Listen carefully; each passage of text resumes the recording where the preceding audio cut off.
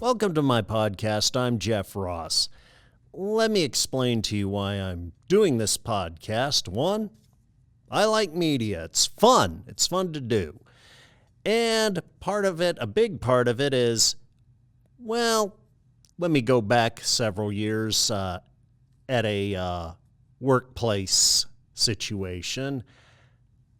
I was talking with some of my coworkers during some downtime, and one of them, who I figured seemed educated and articulate, I made an offhanded passing comment about Chairman Mao, and this coworker replied, "Who's Chairman Mao?"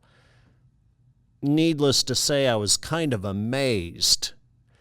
And in fact, as I've encountered foreign nationals in various situations, I'll simply say a few things about their country's history or name a few cities or geographical features, and they will be impressed, if not amazed, that I know that much about their country. And to be honest with you, I always figured most of what I know about the world around me was common knowledge. But unfortunately, it seems too many around here, especially, namely in the United States, are kind of ignorant about the world outside their borders, as well as history in general, unfortunately. And part of the reason for this podcast is I hope to contribute to the solution to that. In fact, I'm going to talk about an overview of the history of, well, Chairman Mao. But before I do that, I'm going to go over a recap of some recent events. On Saturday the 13th, we saw a very historical and near tragic event, which can only thank heavens and literally thank the Lord that it wasn't such. The attempted assassination of former president and presidential candidate Donald Trump in Pennsylvania. He simply turned his head a few degrees, and that prevented a 5.56 round from hitting him in the head. It took off a piece of his ear, but the only explanation would seem to be divine intervention in that incident. And I'm thankful that he was spared, but unfortunately, a rally goer was killed, a fire chief comprador, and 2 others were wounded. And we definitely we feel for them and their families. But thing is about this whole thing, I mean, the Secret Service director saying the sloping rooftop prevented them from putting some security on top of the roof. They had it in that building, but the sniper got on the roof above them and was up there for nearly a half hour before he took his shots. There's just so many questions, and to ask all these questions, if your response to anybody asking legitimate questions is to scream conspiracy theorists, you're the nutty one, okay? Because, I mean, I hope it's a case of simple incompetence and poor execution of this of the security at this event, but the incompetence level is of historic proportion, and some heads need to roll, including the Secret Service director, Cheadle. She's got to go. I'm sorry. There's just no excuse for this, and, to keep her there is just ridiculous. And the following weekend, this past weekend, on the 20th, President Joe Biden announced that he was stepping out of the presidential race. He's staying in office. He says he's going to finish his term, but He endorsed Kamala Harris as vice president to take over for him. That is, as candidate. Again, not as president. He's still the president for the time being. But we'll see if that lasts, if he can hold on for another few months. But regardless of what you think of either candidate, the president or whoever, you have to admit the next few months are going to be rather interesting, to say the least. But on to the subject of the day, Chairman Mao. He was the communist revolutionary dictator of China from 1949 till his death in 1976. He was born on December 26th in 1893 and died on September 9th of 1976. He was born in the town of Shaoshan in Hunan province in southeastern China. He was from a peasant background. In fact, his father was a wealthy farmer and a very strict disciplinarian as well. In fact, he would regularly beat him and his siblings on an ongoing basis. Now, his mother, Wen Qimei, was a devout Buddhist and tried to temper his father's strict discipline. And eventually, young Mao Zedong would rebel against his family by refusing an arranged marriage when he was a teenager. And he would leave the town for a while. But while working at his father's farm, he was a voracious reader. He would read anything from people like Adam Smith, Jean-Jacques Rousseau, Montesquieu, Darwin, Huxley, and he even studied military leaders, including George Washington and Napoleon Bonaparte. And during all that studying, he also read Marxist literature, Marx and Engels, and was influenced by the Bolshevik Revolution in Russia in 1917. And in 1921, he would be one of the founders of the Chinese Communist Party.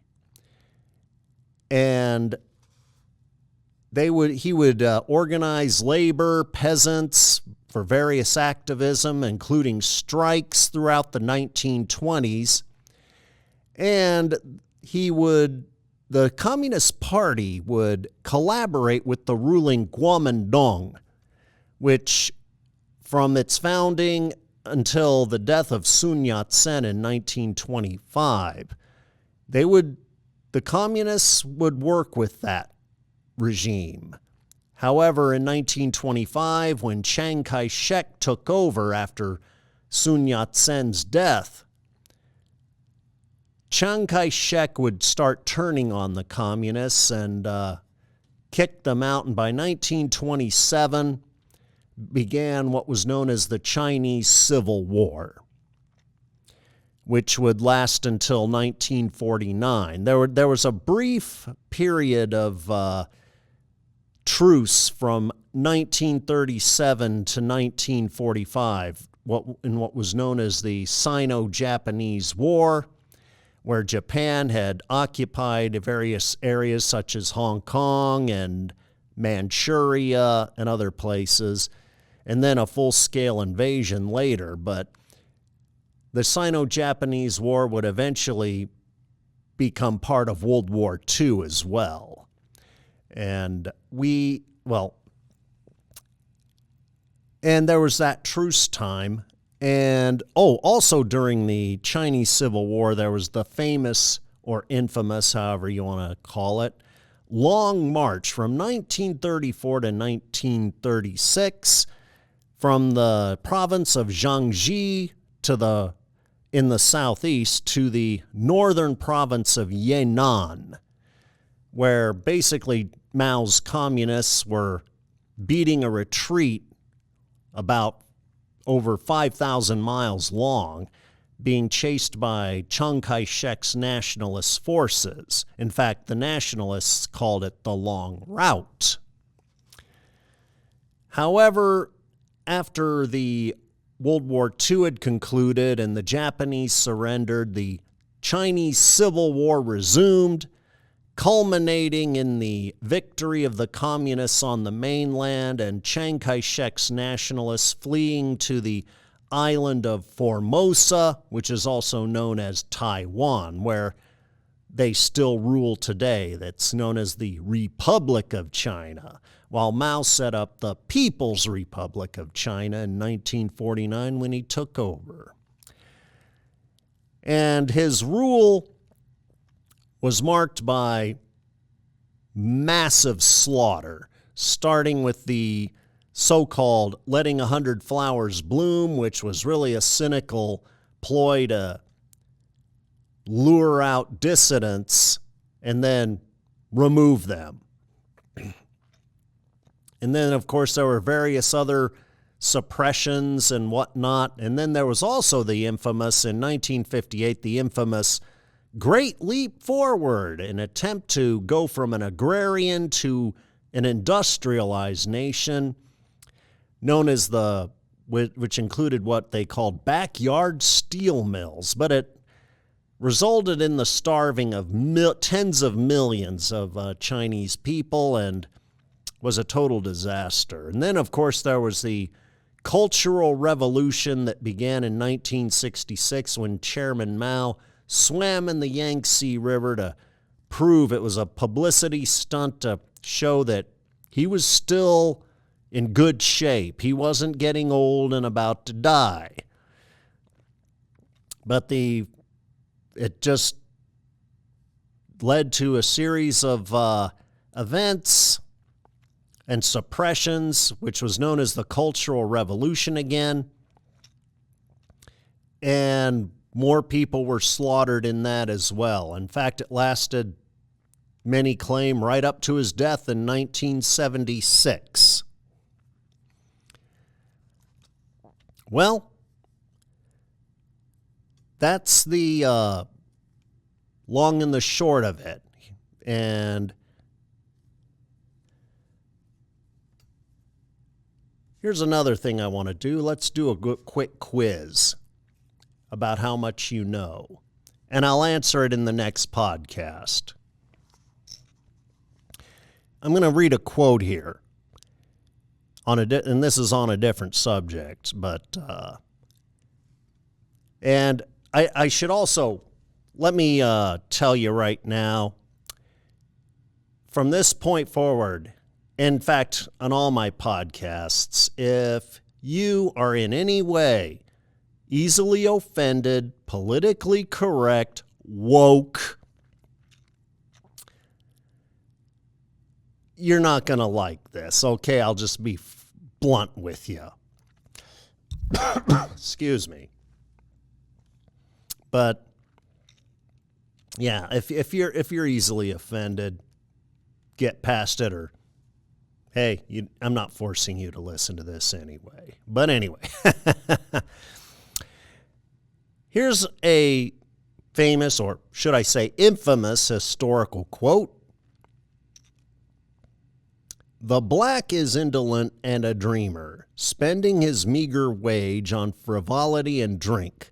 The European has a tradition of work and saving, which has pursued him as far as this corner of America and drives him to advance himself, even independently of his own individual aspirations.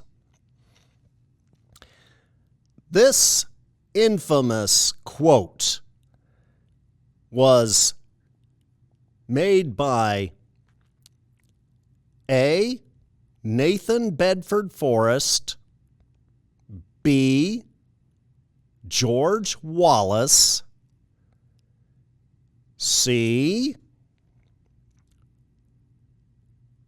Oh, I'm having a brain lock here. C. None of the above. I'll let you know in my next podcast what the answer is. Thank you for your time. You all have a good day.